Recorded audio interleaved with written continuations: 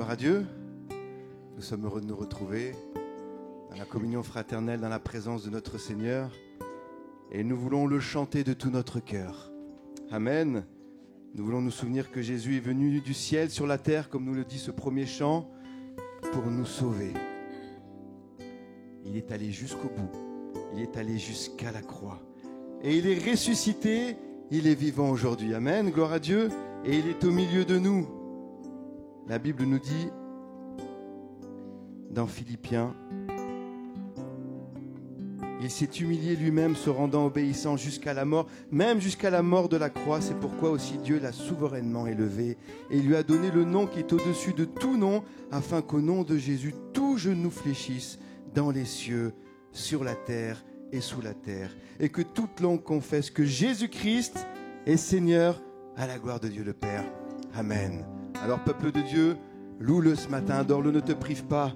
Amen. Nous sommes dans cette joie. Tu es appelé enfant de Dieu. Alléluia.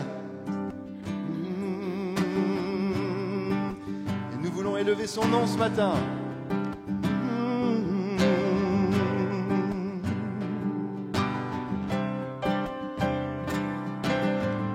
Seigneur, j'élève ton nom. J'aime chanter tes louanges. Quelle joie tu vis en moi.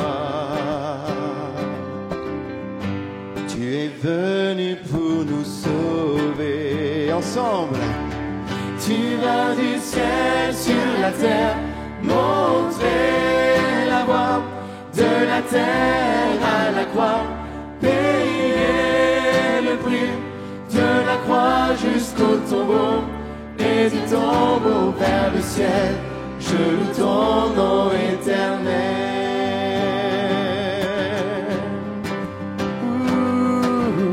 Reprenons, Seigneur, j'élève ton nom. Seigneur, j'élève ton nom. Seigneur, j'élève ton nom. J'aime chanter tes louanges. J'aime chanter. Quelle joie tu vis en moi. Quelle joie tu vis en moi. Tu es venu pour nous sauver. Tu vas du ciel sur la terre, montrer la voie, de la terre à la croix, payer le prix, de la croix jusqu'au tombeau, et du tombeau vers le ciel. Je loue ton nom éternel. Tu viens du ciel sur la terre, montrer la voie, de la terre à la croix, payer le prix, De la croix jusqu'au tombeau, et du tombeau vers le ciel. Je loue ton nom éternel. Je loue ton nom éternel. Je loue ton nom éternel.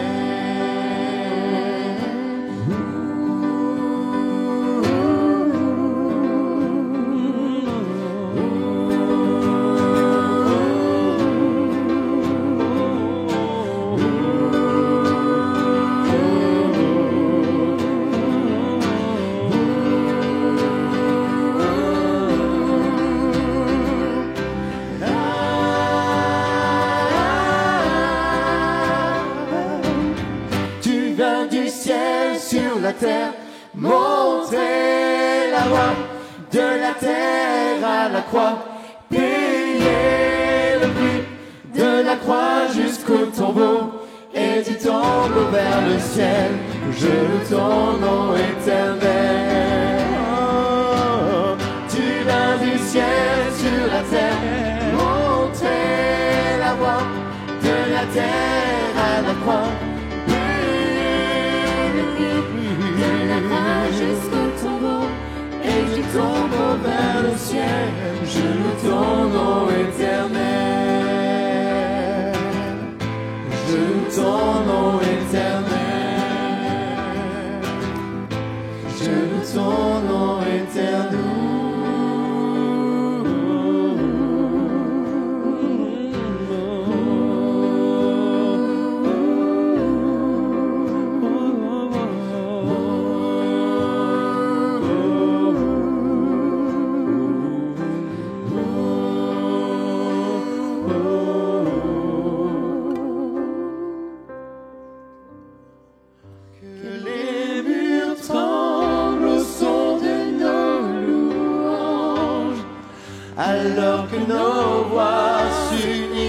sainte puissance. Répands sur nous ton esprit, ta puissance.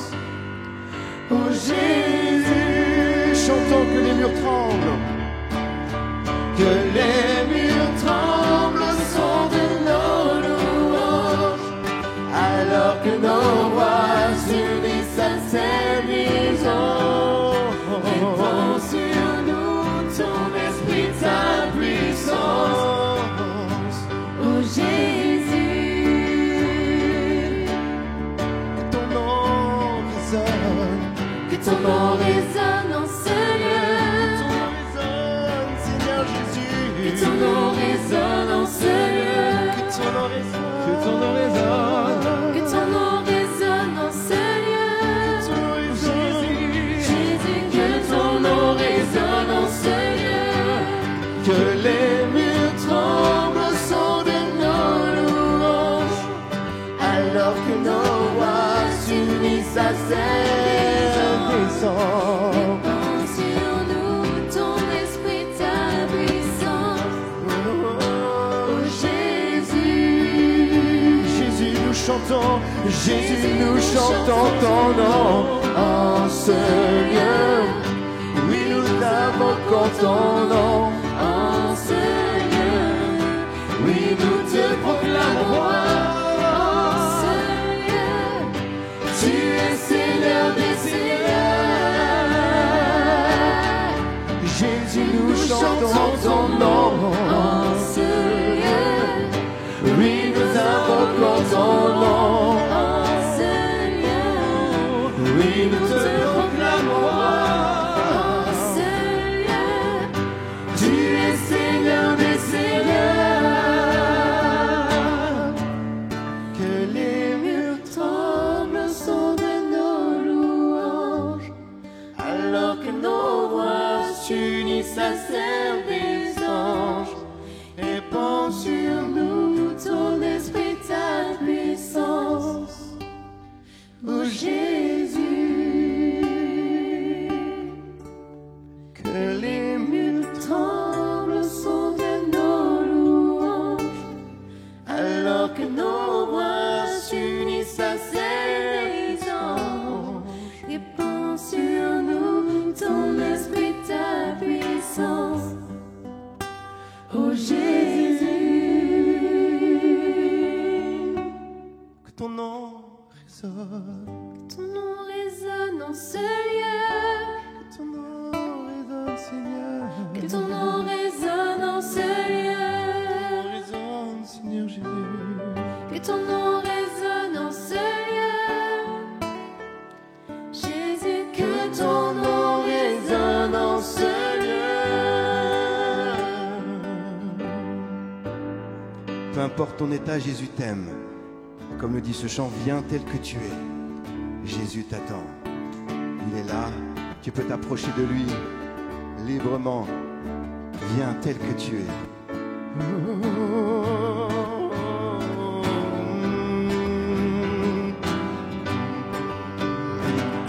Viens, ne tarde plus, adore. Viens, ne tarde plus, donne ton cœur. Viens, tel que tu es, adore. Viens, tel que tu es, devant ton Dieu. Viens. Un jour toute langue dira tu es Dieu. Un jour tout genou fléchira. Mais le vrai trésor est pour ceux qui t'ont choisi dès aujourd'hui. Un jour toute langue dira tu es Dieu. Un jour tout genou fléchira. Mais le vrai trésor est pour ceux qui t'ont choisi dès aujourd'hui.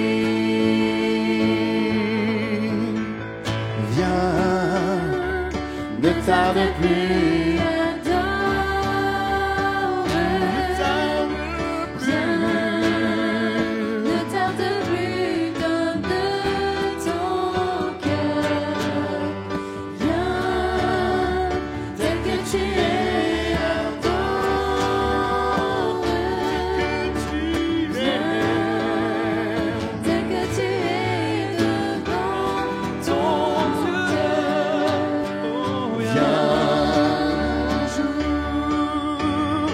Un jour toute langue dira tu es Dieu. Un jour tout genou fléchira. Mais le vrai trésor est pour ceux qui t'ont choisi tes aujourd'hui. Un jour toute langue dira tu es Dieu. Un jour tout genou fléchira. Mais le vrai trésor est pour ceux qui t'ont choisi dès aujourd'hui. Viens, ne tarde plus à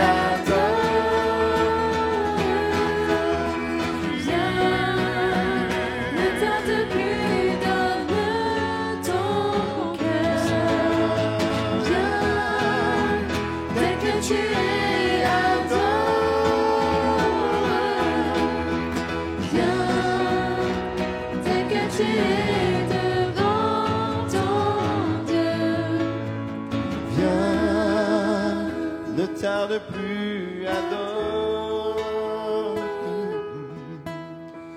Viens, ne tarde plus, donne ton cœur. Viens, tel que tu es, adore. Viens, tel que tu es devant ton Dieu. Ne tarde plus, adore.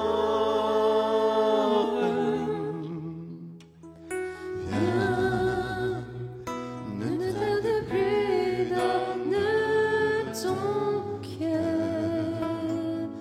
Viens, c'est que tu es, adore. Viens, c'est que tu es devant ton Dieu. Viens,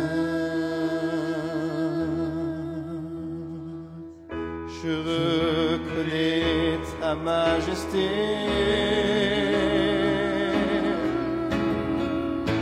Je reconnais ta royauté. El Shaddai, Dieu puissant, j'entre dans tes portes. J'entre dans tes parvis.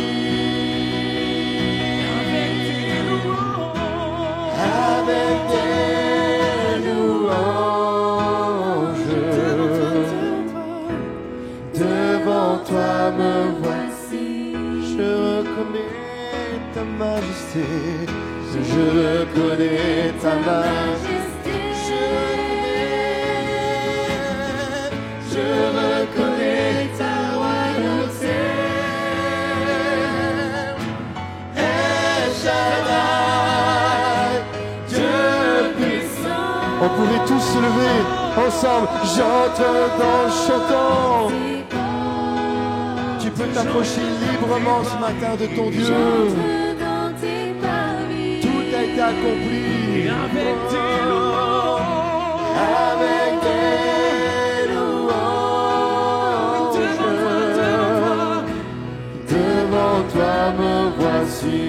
Je reconnais ta majesté. Je reconnais ta majesté.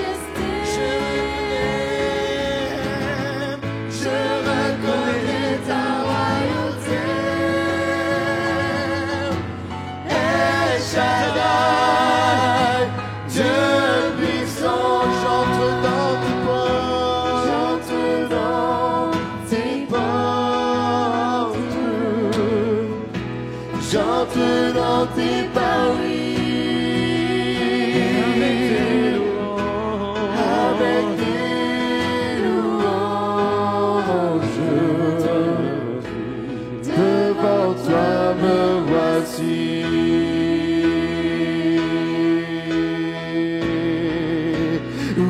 Je te célèbre et je me prosterne. Je veux proclamer ta majesté. toi tout n'est que grâce, tout est admirable. Dieu, tu es si bon et bon pour moi.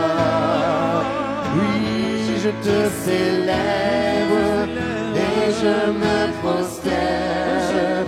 Je veux proclamer ta majesté. Toi, tout n'est que grâce, tout est admirable. Dieu, tu es si bon et bon pour moi. Je ne saurais jamais le prix de tout ce que Tu as subi. je ne saurais jamais le prix. Jamais, non, jamais ce que tu as subi. Je ne saurais jamais le prix de tout ce que tu as subi. Je ne saurais jamais le prix de tout ce que tu as subi. Oui, je te célèbre et je me prosterne. Je veux proclamer ta majesté. En toi tout n'est que grâce, tout est admirable. Dieu, tu es si bon et bon pour moi. Oui, je te célèbre, Je te célèbre. et je me prosterne. Je me prosterne. Je veux proclamer Ta majesté. toi, tout n'est que grâce, Tout n'est que tout est grâce. admirable. Il t'admirable. Tu es si bon. Et bon pour moi. Oui, je te célèbre et je me prosterne. Je veux proclamer ta majesté. En toi, tout n'est que grâce, Tout est admirable. Dieu, tu es si bon. Et bon pour moi. Oui, Seigneur. Quand je contemple ta sainteté et quand je contemple ta beauté Et quand toutes les choses pâlissent à ta lumière,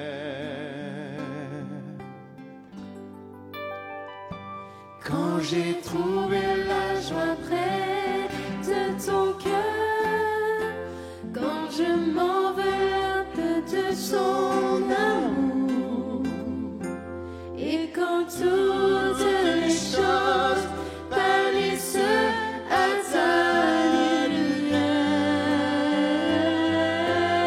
lumière, oh, je t'adore.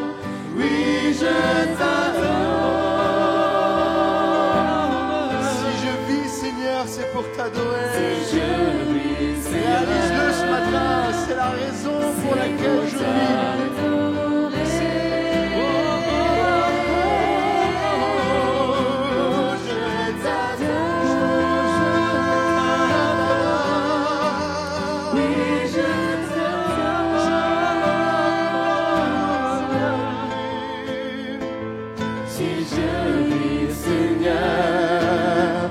C'est pour t'adorer, c'est la raison pour laquelle je vis. C'est la raison pour laquelle je vis. C'est la raison pour laquelle je vis. Pour t'adorer, Seigneur. C'est la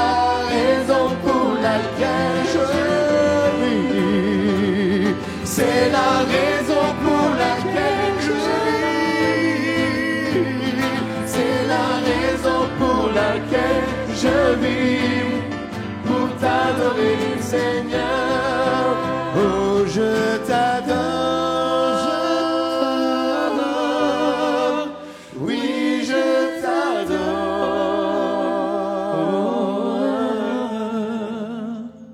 Si je vis, Seigneur, c'est pour t'adorer. Oh, je t'adore, oui, je t'adore.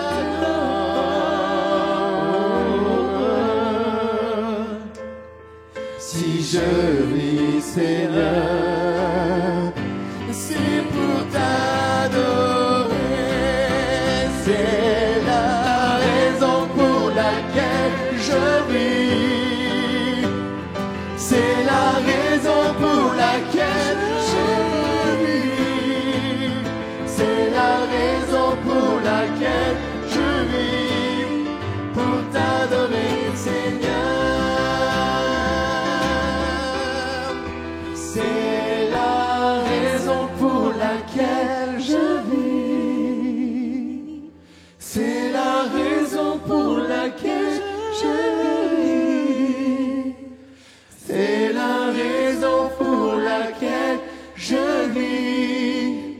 Pour t'adorer, Seigneur. Tous ensemble, élevons notre voix ce matin. Alléluia. Amen. Gloire au Seigneur. Bienvenue à tous. On est heureux de se retrouver ce matin. Et c'est un peu la rentrée. Je me suis dit quelles sont les choses importantes pour une rentrée. D'un coup, j'ai été orienté vers un psaume que vous connaissez, le psaume 119. Je me souviens avoir fait une longue étude sur ce psaume 119, puisqu'il a duré 22 semaines. Enfin, elle a duré 22 semaines, l'étude. Je ne vais pas la refaire ce matin et la recommencer. Cependant, le psaume 119 est particulièrement intéressant parce que c'est un psaume, on va le redire dans quelques instants, et qui a comme des échelons, et je vous expliquerai pourquoi. Et les premiers versets nous donnent aussi le tempo. Donc on va lire dans le psaume 119, et on va lire les 8 premiers versets du psaume 119. Voici ce que dit le psalmiste, inspiré bien sûr par l'Esprit de Dieu. Heureux ceux qui sont intègres dans leur voie, qui marchent selon la loi de l'Éternel. Heureux ceux qui gardent ses préceptes, qui le cherchent de tout leur cœur, qui ne commettent point d'iniquité et qui marchent dans ses voies. Tu as prescrit tes ordonnances pour qu'on les observe avec soin. Puissent mes actions être bien réglées, afin que je garde tes statuts. Alors, je ne rougirai point à la vue de tous tes commandements. Je te louerai dans la droiture de mon cœur, en apprenant les lois de ta justice. Je veux garder tes statuts, ne m'abandonne pas entièrement. Amen. Je vous raconte une petite anecdote pour nous mettre un peu dans le bain. Il s'agit de l'histoire de George Wishart. George Wishart a vécu, vous ne devez pas vous en souvenir, mais il a vécu de 1599 à 1671. Et donc il a vécu 72 ans. Et il a marqué l'histoire religieuse écossaise. Il a joué un rôle très important dans le siège de Newcastle pendant la guerre civile anglaise. Et puis, il a été emprisonné pendant cette période à Édimbourg, Là, dans sa prison, il espérait être remis en liberté parce qu'on lui avait promis la grâce, la clémence. Et donc, il espérait en sortir. Mais il fut néanmoins condamné à mort. On a préparé l'échafaud et on l'a conduit jusqu'à l'échafaud. Pour son exécution, il devait être pendu à cause justement de son implication. Mais il y avait à l'époque une coutume qui disait, ou selon laquelle on offrait aux condamnés la possibilité de chanter un psaume avant l'exécution. Et donc, Georges Wishart a choisi le psaume 119.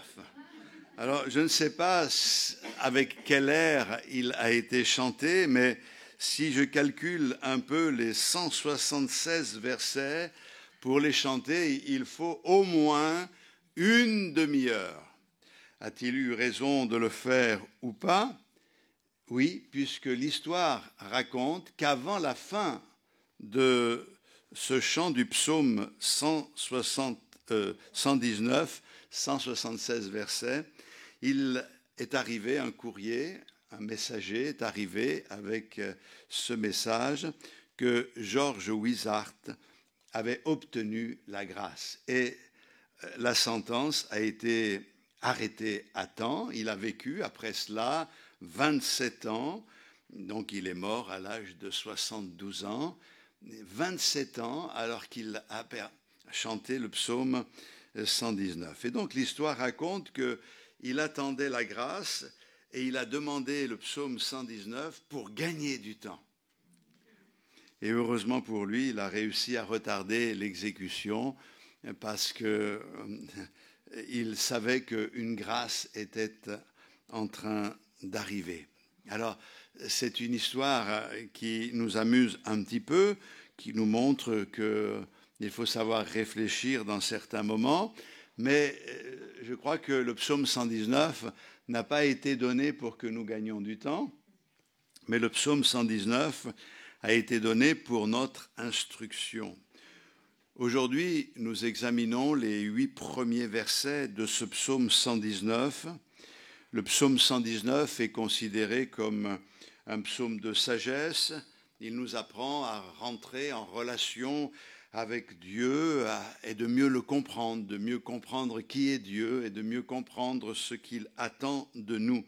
C'est un psaume que l'on appelle acrostiche alphabétique, c'est-à-dire que ce psaume a une particularité. Il est construit d'une manière incroyable. Dans l'alphabet hébreu, il y a 22 lettres. Or, il y a dans le psaume 119 22 paragraphes de 8 versets et chaque paragraphe commence par les lettres de l'alphabet. C'est-à-dire que le paragraphe que nous étudions commence par la lettre Aleph. Et chaque phrase, on ne le voit pas dans le texte français, mais j'ai une Bible en hébreu à la maison, chaque phrase commence par l'Aleph, la première lettre de l'alphabet hébraïque. Quand je vous ai dit que mon étude a duré 22 semaines, c'est que chaque semaine, je prenais 8 versets pour les méditer avec l'Assemblée. Donc, il y a 22 strophes, 8 versets pour chaque strophe, 176 versets. Le thème du psaume 119, c'est la parole de Dieu. La parole de Dieu. La parole de Dieu qui est la parole qui a été faite chair, mais la parole de Dieu qui a été faite lettre, livre, la Bible. La Bible, c'est la parole de Dieu, l'importance de la parole de Dieu. Et quand on lit le psaume 119, il est question de la parole de Dieu pratiquement dans tous les versets, mais présentés sous des formes différentes. Il y a d'abord dabar, c'est-à-dire la lettre, règle, je ne vais pas vous le dire les mots en hébreu. Il y a témoignage, commandement, statut, précepte, promesse. Et on pourrait, quand on lit dans notre version, se dire que de répétition, mais en étudiant davantage, on s'aperçoit que le psalmiste nous présente un joyau qui a été comme taillé en 8 faces, 8 termes différents pour nous révéler le caractère de notre Dieu et nous permettre de comprendre que la Bible, c'est véritablement un joyau. Ce que je vous dis ce matin n'est rien à côté de la réalité, puisque non seulement cette lettre est construite, ou ce psaume est construit d'une manière très méthodique, et Dieu savait ce qu'il faisait.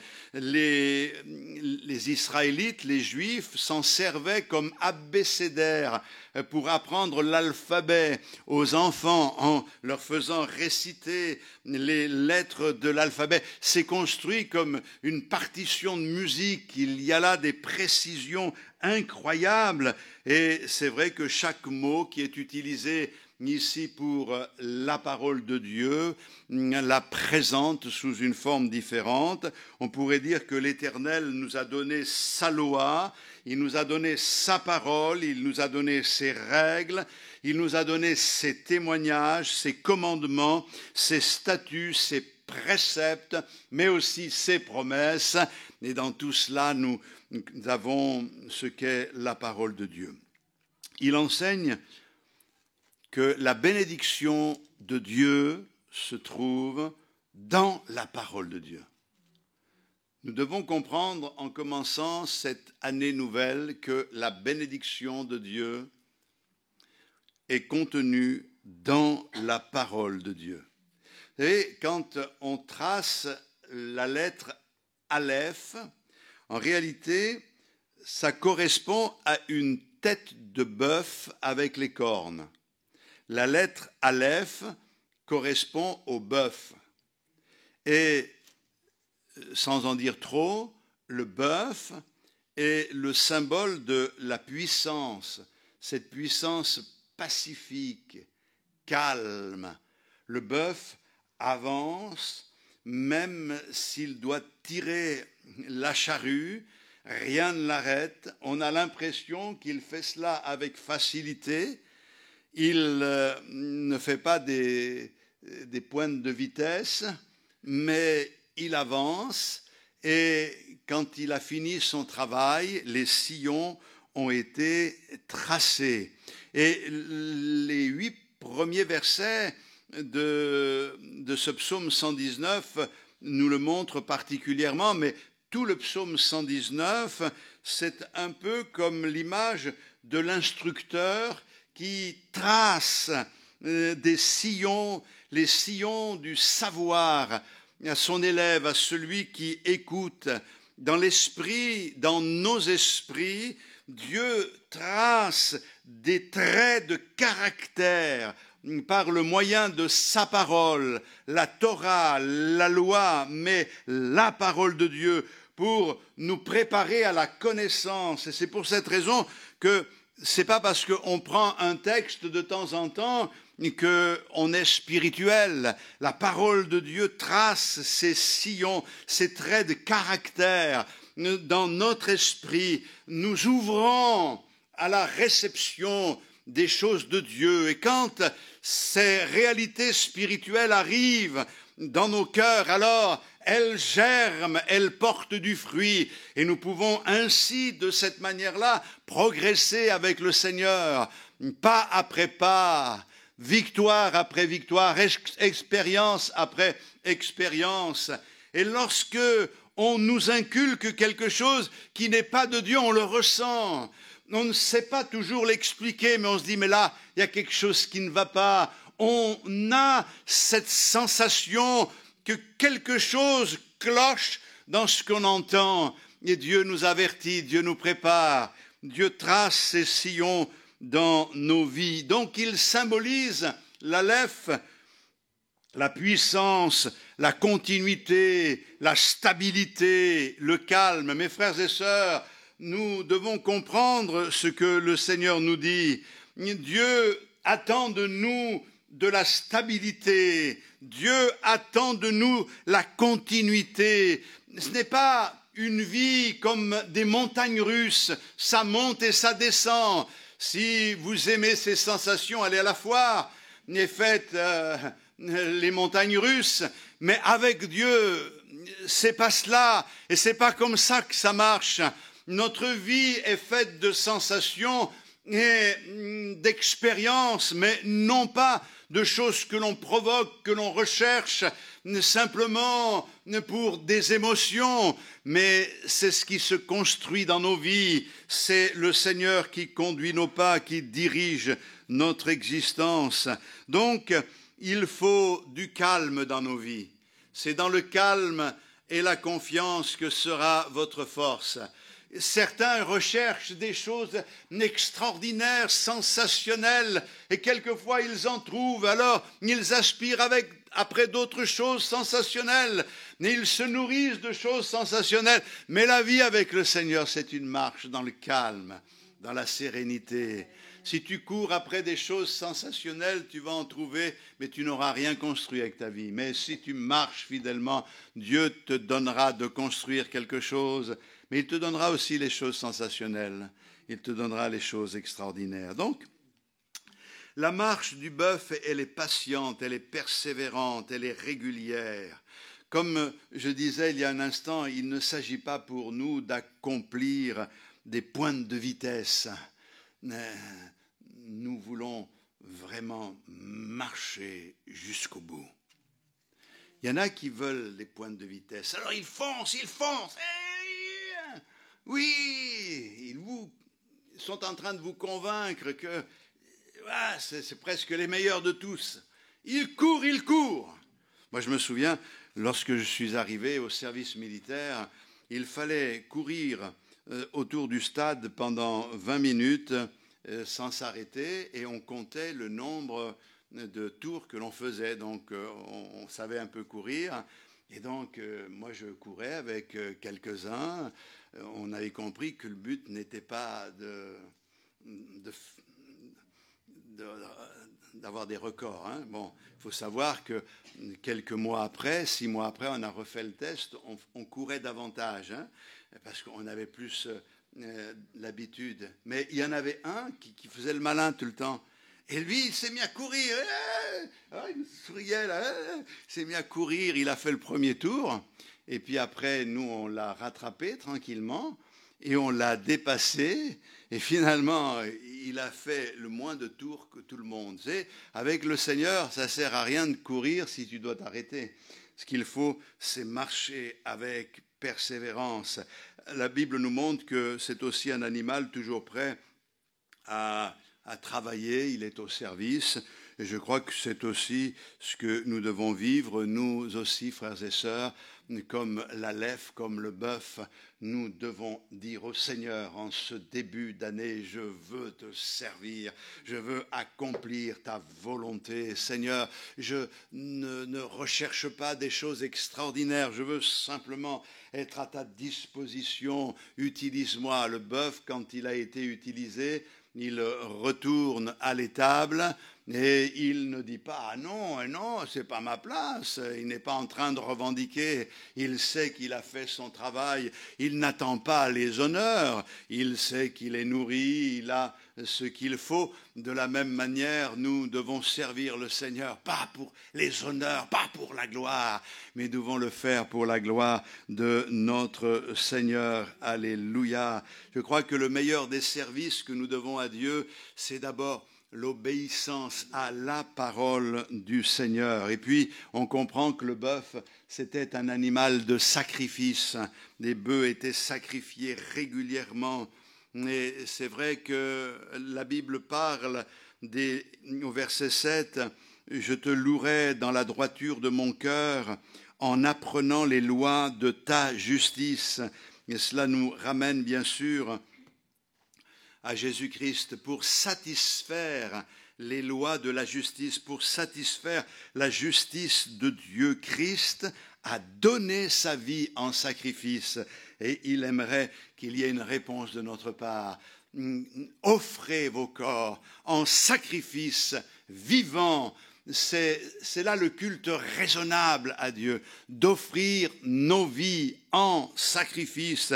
Je le disais, il n'y a pas bien longtemps, le problème du sacrifice vivant, c'est qu'il a toujours tendance à s'échapper, à sortir de là où on l'a placé. C'est là le reflet de notre chair qui tend toujours à se sortir de cette vie d'engagement avec le Seigneur. Mais ce matin, puissions-nous dire au Seigneur, je veux marcher d'une manière persévérante dans tes voies. Seigneur, je veux te servir et je veux offrir ma vie. Ma vie ne m'appartient pas, mais elle t'appartient à toi. La gloire, la puissance et le règne au siècle des siècles, Seigneur. Amen, alléluia. Donc, l'obéissance à Dieu, l'obéissance à la parole de Dieu est la voie de la bénédiction. Si on obéit à Dieu et à sa parole, c'est la voie de la bénédiction, c'est-à-dire que nous arriverons là où mène le chemin sur lequel on marche. Si vous ne marchez pas sur le chemin qui mène à la bénédiction, Dieu seul sait où vous allez arriver. Pour cette raison qu'un jour, nous avons pris une décision. Nous avons pris la décision de marcher fidèlement avec le Seigneur tous les jours de notre vie. Nous avons confessé notre appartenance à Dieu. Nous appartenons au Seigneur. Et nous devons accepter aujourd'hui de renouveler cet engagement. C'est ce que nous avons fait en prenant la Sainte Seine. Nous voulons, Seigneur, t'obéir et t'obéir jusqu'au bout, car je sais que cela mène à la bénédiction. On ne le fait pas parce que l'on veut la bénédiction, on le fait parce qu'on aime le Seigneur. Et on obéit pas pour obtenir une grâce, mais on obéit pour obtenir l'honneur d'avoir servi le Seigneur comme il en est digne. Non pas pour les choses qu'il donne, mais pour ce qu'il est. À toi la gloire, Seigneur. Dieu attend de nous que nous l'aimions de tout notre cœur. Je veux marcher sur les chemins qui mènent à la bénédiction, Seigneur. Et celui qui obéit au Seigneur sait très bien qu'il y aura des moments dans sa vie où les choses n'iront pas. Il verra des périodes de sa vie, des pans de sa vie entière, marquées par l'épreuve, par l'adversité, mais il reste confiant. La foi est une ferme espérance des choses qu'on espère. C'est la démonstration de celles qu'on ne voit pas. Il sait où il va. Il sait ce qu'il attend. Gloire au Seigneur. Donc, nous sommes invités à chercher la bénédiction. Je vais relire les 4 premiers versets. Heureux ceux qui sont intègres dans leur voie, qui marchent selon la loi de l'Éternel. Heureux ceux qui gardent ses préceptes, qui le cherchent de tout leur cœur, qui ne commettent point d'iniquité et qui marchent dans ses voies. Tu as prescrit tes ordonnances pour qu'on les observe avec soin. Amen. Puisque la bénédiction de l'alliance de Dieu se trouve dans la parole de Dieu, alors cherchons cette bénédiction. Dans ces premiers versets, il est dit « Heureux ceux qui sont intègres dans leur voie ». Heureux ceux qui gardent ses préceptes. Vous avez remarqué que ça commence un peu comme les béatitudes. Heureux. C'est aussi béni. Ça dépend des traductions. C'est le mot hébreu « écher » qui est utilisé.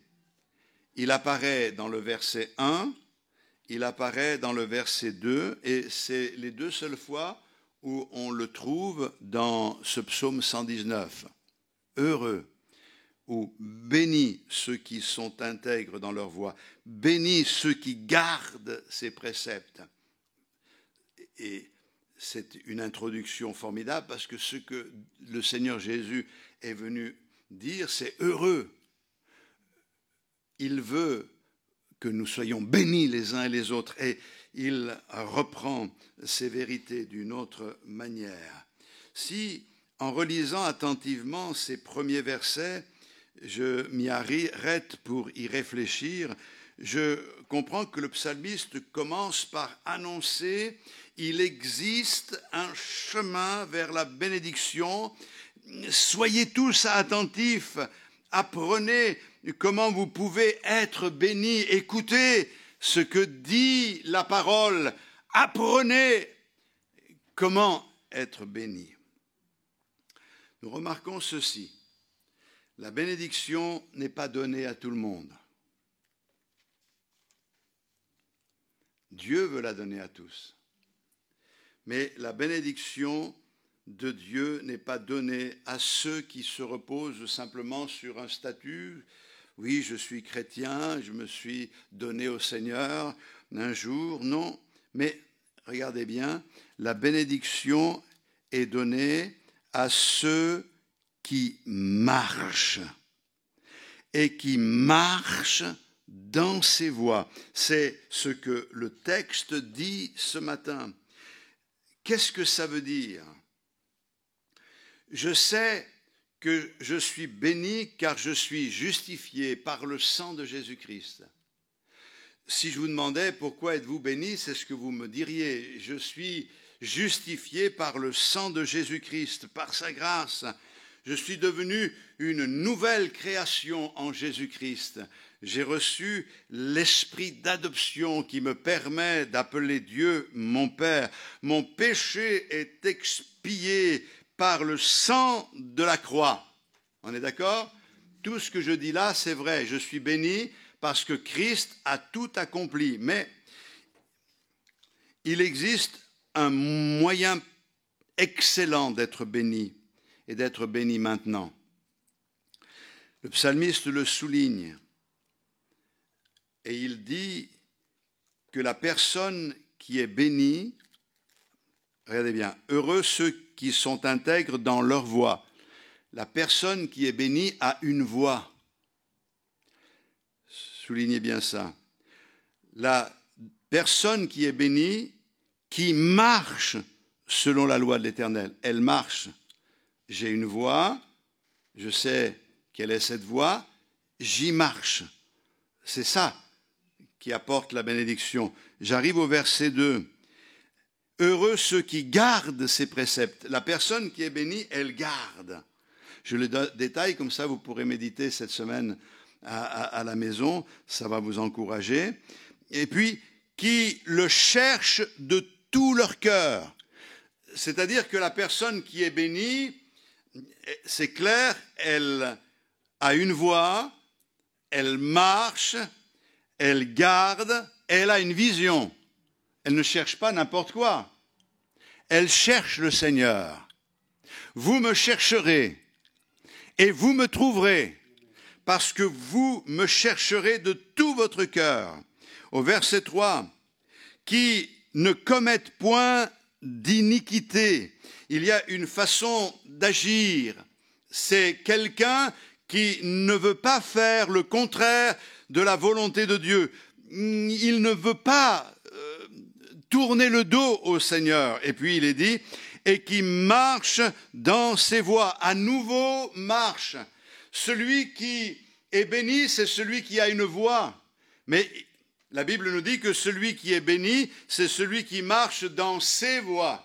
Ça veut dire que la voix de celui qui est béni, elle est conforme aux attentes divines. Elle est conforme à ce que Dieu attend de nous. C'est pas j'ai une voix, j'ai mon idée, je fonce. Il y en a aujourd'hui beaucoup parmi les chrétiens qui ont toutes sortes de visions, de révélations, d'idées, et quelquefois saugrenus qui marchent. Ils veulent atteindre ce but-là, mais l'important n'est pas d'atteindre notre but. L'important, c'est de marcher dans ses voies, en cherchant le Seigneur. Garder les yeux sur Jésus-Christ, qui est le chef et le consommateur de la foi. Et au verset 4, il est dit, tu as prescrit tes ordonnances pour qu'on les observe avec soin. Le psalmiste dit ici que la meilleure façon de chercher la bénédiction est de marcher dans les voies du Seigneur et d'y marcher avec. C'est ce qu'on vient de lire là. Pour qu'on les observe avec soin. Ça veut dire qu'on y met notre attention. On cherche à comprendre qu'est-ce qui plaît à Dieu, ce qui est agréable à notre Seigneur. Que me dit-il dans sa parole? Aujourd'hui, on est parti du principe qu'il faut comprendre tout ce que le Seigneur a dit. Et si on n'a pas compris, on n'obéit pas. C'est vrai que quand on éduque les enfants, c'est un peu maintenant la mode.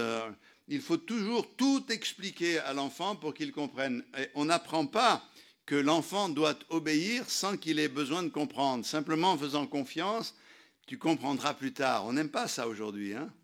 Je veux comprendre tout de suite. Mais moi, il y a beaucoup de choses que je n'ai pas compris de la part du Seigneur, que j'ai mis en pratique dans ma vie. Il y a des choses que j'ai comprises plus tard, et il y a des choses que je comprendrai quand je serai dans la gloire. Mais une chose est certaine, c'est que l'obéissance, c'est quelque chose qui s'apprend, mais avec soin. Je ne veux pas faire un tri dans ce que le Seigneur me dit dans sa parole. Je veux passer du temps avec la parole de Dieu. Je vous pose la question, est-ce que vous lisez la Bible? Est-ce que vous la lisez quotidiennement? Est-ce que vous prenez le temps de la méditer? Est-ce que vous prenez le temps de chercher à comprendre avec beaucoup d'attention ce que le Seigneur nous dit dans sa parole? Je crois qu'on grandit en participant aux réunions. On fait des études, on partage la parole de Dieu et ça nous fait du bien, ça nous permet de nous épanouir. Mais en réalité, notre croissance est le résultat de ce que nous allons chercher dans notre relation personnelle avec le Seigneur. Ce que nous allons trouver au pied du Seigneur. Nous grandissons en étudiant la parole de Dieu, en la lisant et en la mémorisant. J'étais content de voir une de mes petites filles cette semaine me réciter tous les versets qu'elle avait appris dans la semaine. Un verset par jour. Je trouve ça extraordinaire parce que les versets que moi j'ai appris quand j'étais enfant, je m'en souviens, les autres, j'ai beaucoup plus de mal à les retenir. Nous devons mémoriser la parole de Dieu. John Ruskin est un homme qui a vécu au XIXe siècle. Ce n'était pas un pasteur, ce n'était ni un théologien. C'était un écrivain britannique spécialisé dans la critique d'œuvres d'art. Et il a été élevé par sa mère, qui était une calviniste très stricte. Elle était comme une femme impitoyable, mais envers elle-même et envers aussi les autres, ses enfants. Et dans sa jeunesse, elle lui a fait mémoriser des tas de psaumes.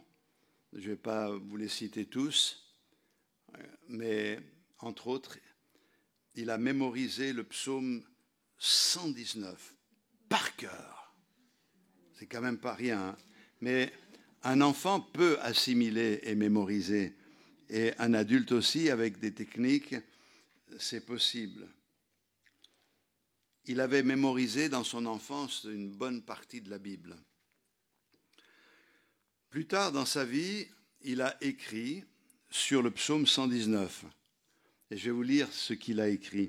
« Il est étrange que de toutes les portions de la Bible que ma mère m'a enseignées, celle qui a été la plus difficile à apprendre et la plus repoussante, fastidieuse, soit devenue la plus précieuse pour moi dans ma passion débordante d'amour pour la loi de Dieu. » Ce qu'il a connu comme quelque chose de répugnant, d'apprendre le psaume 119, il s'y soumettait. Cette parole, Dieu l'a utilisée dans son esprit, il a écrit. Et il a écrit des choses formidables sur le psaume 119. Ça a été une source de bénédiction pour sa vie. On a aussi d'autres histoires, je ne vais pas vous en raconter trop, mais David Livingstone, un missionnaire prisonnier en Afrique, a gagné une Bible de un pionnier, pardon, pas un prisonnier, un pionnier, j'ai dit prisonnier, mais c'est pionnier, a gagné une Bible de son moniteur d'école du dimanche parce qu'il a récité le psaume 119 par cœur alors qu'il n'avait que 9 ans. Quand on dit ce matin, il faut connaître la Bible, il faut la mémoriser, c'est très important, mes frères et sœurs. Je ne suis pas en train de vous donner un devoir en vous disant, voilà, ben vous ferez dans la semaine le devoir du soir et dès mercredi, on verra ensemble ce que vous avez retenu, je vous interrogerai. C'est pas cela, c'est pas pour vous ennuyer, c'est parce que la Bible, c'est l'épée de l'esprit. Mais comment l'esprit peut-il utiliser la Bible en nous si nous ne l'avons pas dans le fourreau, si elle n'est pas là en attente dans notre mémoire? On ne peut utiliser l'épée que si elle est dans le fourreau. On peut tirer l'épée du fourreau et l'utiliser contre l'erreur, contre le mensonge. On se trouve face à des circonstances quelquefois particulières, inattendues. On a besoin de répondre à ces situations. Comment pouvons-nous le faire si nous n'avons pas mémorisé la parole de Dieu? Mais si nous l'avons fait, l'Esprit de Dieu nous rappelle ces choses. Lorsque je prêche la parole de Dieu, ma femme a cette particularité, c'est que au fur et à mesure que je dis les choses, tac, il y a des versets de la parole de Dieu qui lui viennent par cœur, à l'esprit. C'est bien. Il y a des choses qui se passent. Pourquoi ces versets reviennent-ils à l'esprit? Parce que Dieu les utilise. Ils sont là, rangés dans notre mémoire. Seigneur, je vieillis et en vieillissant, je perds la mémoire, mais il est une chose que je n'oublie pas, c'est ta parole. J'ai vu des personnes qui étaient marquées par la maladie d'Alzheimer, qui ne reconnaissaient même pas les leurs, mais qui se souvenaient de Christ et qui pouvaient réciter des textes de la parole de Dieu par cœur. Lorsque j'allais visiter une mamie dans une certaine assemblée où j'ai servi le Seigneur, j'arrivais, j'ouvrais la Bible et je lisais un texte. Si je prenais un psaume, par exemple, elle le récitait en même temps que moi, sans le lire, avec une précision incroyable. Et ça m'édifiait, ça m'encourageait. Je partais de cette visite, je me disais, mais c'est pas elle qui a besoin d'être visitée, c'est moi qui ai besoin d'être visité. Ça faisait tellement de bien. Alors, puisque la bénédiction se trouve dans la parole de Dieu, nous sommes invités à prier pour l'obéissance. Et c'est là le point charnière de ce que je suis en train de dire ce matin. Regardez le verset 5. Puissent mes actions être bien réglées afin que je garde tes statuts, alors je ne rougirai point à la vue de tous tes commandements. Je te louerai dans la droiture de mon cœur en apprenant les lois de ta justice. Je veux garder tes statuts, ne m'abandonne pas entièrement. Les versets 1 au verset 3 constituent la seule partie significative du psaume 119 qui n'est pas directement lié au Seigneur. Heureux ceux qui sont intègres dans leur voie, heureux ceux qui gardent ses préceptes. Mais à partir du verset 4, le psalmiste commence à répondre à ces vérités du verset 1 et 3. Heureux, je sais où est la bénédiction, elle est dans l'obéissance à ta parole, Seigneur. Donc il saisit cette portion de vérité, il comprend que la bénédiction est dans l'obéissance, et au verset 4 jusqu'au verset 176, le psalmiste prie. Vous remarquerez que le psaume 119, c'est une prière. Alors, j'ai souvent encouragé les frères et sœurs à prier court dans les réunions. Mais je peux vous garantir que cette prière-là n'est pas une prière courte.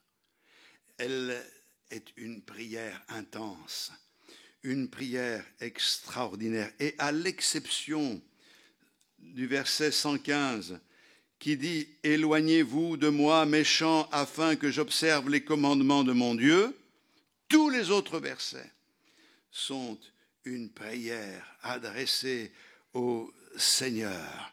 Et le psalmiste est passé donc de la théorie, de la doctrine, on pourrait dire, à la pratique.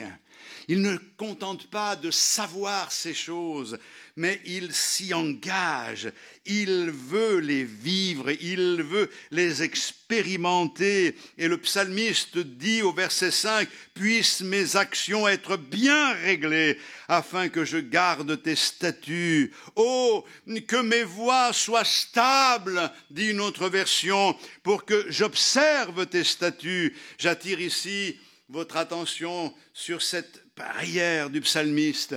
Il prie, mais là, dès le début, il sent qu'il a besoin de l'aide du Seigneur. Il a besoin du secours de Dieu. Quelquefois, il faut être honnête, nous avons l'impression que les personnages de la Bible étaient des personnages spécialement pieuses, des personnes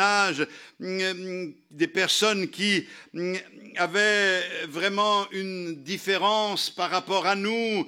C'était des gens extraordinaires, mais nous lisons les Écritures et nous comprenons que ces gens-là n'ont pas eu une marche différente de la nôtre, n'ont pas eu des sentiments différents des nôtres.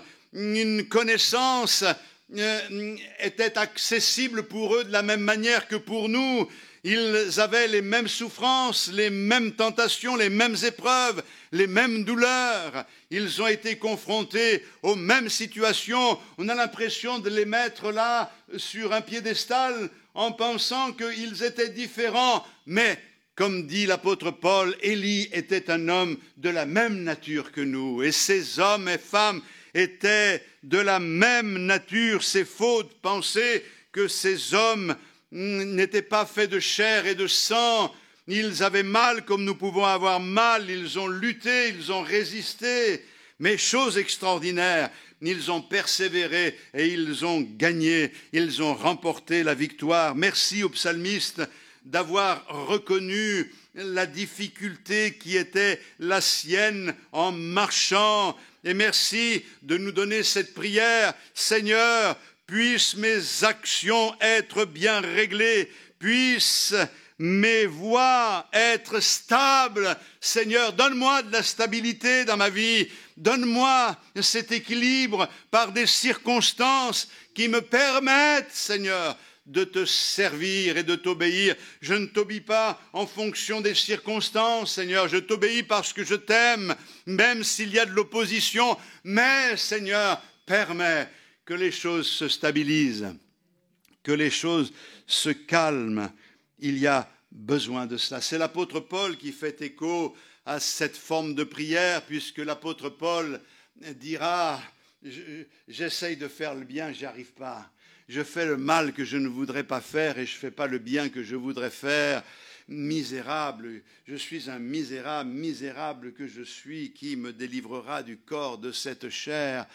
Et il confesse, grâce soit rendue à Dieu en Jésus-Christ. Et certains ont pensé que Paul avait écrit ces choses avant sa conversion, mais non, c'est faux. Il a écrit ces choses alors que c'était un apôtre aguerri, quelqu'un qui avait fait déjà de belles expériences avec le Seigneur, mais il veut vivre une pleine victoire. Il en est arrivé à pouvoir dire « Ah, ça y est, Christ vit en moi, j'ai été crucifié pour le monde et le monde est crucifié pour moi. » Ça veut dire « Je suis mort pour le monde, mais le monde est mort pour moi. » Ça veut dire qu'il n'a plus d'attrait sur moi. Il était tellement attaché au Seigneur qu'il avait développé cette obéissance à Dieu marquée par un amour intense pour le Seigneur. Pour le psalmiste, il prie que Dieu l'aide à marcher dans l'obéissance. Alors, je ne rougirai point à la vue de tes commandements. Je te louerai dans la droiture de mon cœur, en apprenant les lois de ta justice. Je veux garder tes statuts, ne m'abandonne pas entièrement. Alors, je ne rougirai pas, c'est-à-dire, je ne serai pas confus. Quand je fixerai les yeux sur tes commandements, sur ta parole, je n'aurai pas honte. Comprenons-nous. Si nous n'obéissons pas, et que par exemple ce matin je vous prêche quelque chose de clair, vous pouvez avoir ce sentiment de honte, dire mais ce n'est pas du tout ce que je vis, ce n'est pas du tout ce que je fais. Mais lui, il veut en arriver au point de regarder au Seigneur, regarder à sa parole, sans avoir à être confus. Je te louerai d'un cœur droit, d'un cœur authentique, d'un cœur vrai, en apprenant de toi la justice. Je garderai tes statuts. Ne m'abandonne pas totalement, ne m'abandonne pas entièrement. Seigneur, tu pourrais me laisser tomber parce que je suis un cabochard, j'ai la tête dure. Le peuple d'Israël avait le cou roide, le cou raide. Nous aussi, il faut le reconnaître. Mais Seigneur, ne m'abandonne pas entièrement. Et je crois qu'il est important, en terminant ce matin, de dire comment appliquer d'une manière concrète à notre vie ces réalités. Eh bien, commençons chaque jour par méditer la parole de Dieu, par prier le Seigneur, comme le psalmiste. Que mes voies soient stables aujourd'hui, Seigneur. Donne-moi cette stabilité, j'en ai besoin. Il y a des personnes qui ont un caractère instable, ça fait partie de leur nature, mais quand on se donne au Seigneur, notre nature est changée. Dieu te donne de la stabilité, de la régularité, de la persévérance. Priez pour que Dieu vous aide dans vos voies, qu'au niveau de la journée, vous puissiez, même si vous rencontrez de l'opposition, avoir cet équilibre, cette possibilité de répondre de la bonne manière, de ne pas vous laisser submerger parce que vous aurez eu contact avec le Seigneur, vous aurez de l'assurance et passez du temps chaque jour dans la parole de Dieu. Lisez la parole de Dieu, frères et sœurs, j'insiste, méditez la parole de Dieu, mémorisez la parole de Dieu, intériorisez la parole de Dieu, faites-la vôtre, nourrissez-vous de cette parole comme une nourriture. J'ai dévoré ta parole, dit l'homme de Dieu, j'ai dévoré ta parole. Et puis, surtout, et le plus important, obéissez à la parole de Dieu. Je sais que certains le font déjà. D'autres ont pris du retard, mais je crois qu'on peut passer la ligne d'arrivée tous en même temps, que nous puissions dire au Seigneur, Seigneur, je veux que cette année soit une année. Quand je dis année, je parle d'une année scolaire. Je veux que cette année soit une année bénie. Et la bénédiction, c'est pas tant obtenir ce que l'on désire, c'est plutôt voir le plan de Dieu s'accomplir dans nos vies. La réussite, c'est pas notre réussite, mais c'est la réussite du Seigneur dans notre vie. En nous regardant, le Seigneur devrait pouvoir dire « j'ai réussi quelque chose de bien. Est-ce qu'il peut le dire ce matin? Oh, je ne vais pas répondre à cette question pour vous. J'ai déjà beaucoup à voir avec ma propre vie, mais c'est ce que nous devons rechercher. Seigneur, merci pour ta parole. À toi soit toute la gloire. Amen. Gloire à Dieu, gloire à Dieu. Ta parole est la vérité, Seigneur, et nous sommes tellement heureux de la posséder. Nous l'avons, et pourtant souvent nous la négligeons. Nous savons que c'est au travers d'elle que tu nous parles, et souvent nous ne prenons pas le temps de t'écouter ou d'attendre ta réponse. Seigneur, parle-nous encore par ta parole, et renouvelle en nous le désir de faire ce qui est bien, que nous soyons attachés à toi par-dessus toute autre chose, que nous soyons attachés à ta parole, désireux de la mettre en pratique, comme relevant un défi dans nos vies. L'obéissance à ta parole vaut mieux que tous les sacrifices. Nous voulons, Seigneur, nous engager ce matin. Alors permets que nos voix soient stables. Seigneur, stabilise les situations. Tu vois, certains de mes frères et sœurs qui traversent des périodes tourmentées et qui n'ont pas ou n'obtiennent pas ce qu'ils ont demandé depuis longtemps. Seigneur, stabilise les choses et qu'ils puissent s'attacher à l'essentiel. Je sais, Seigneur, que nous pouvons nous attacher à l'essentiel avant même que nos voix soient stabilisées. Et c'est là vraiment la résolution qui doit être la nôtre. Car Seigneur, nous vivons non par la vue, mais par la foi. Cependant, encourage mes frères et sœurs, en les bénissant, en leur accordant tes grâces, en leur permettant de vivre des expériences nouvelles avec toi, et que nous puissions, nous tous, avancer un pas après l'autre jusqu'à l'arrivée. Merci, à toi soit toute la gloire, dans le nom de Jésus. Amen. Gloire au Seigneur Jésus. Alléluia. Gloire à Dieu. Au revoir. Que Dieu vous bénisse tous. Passez une bonne semaine.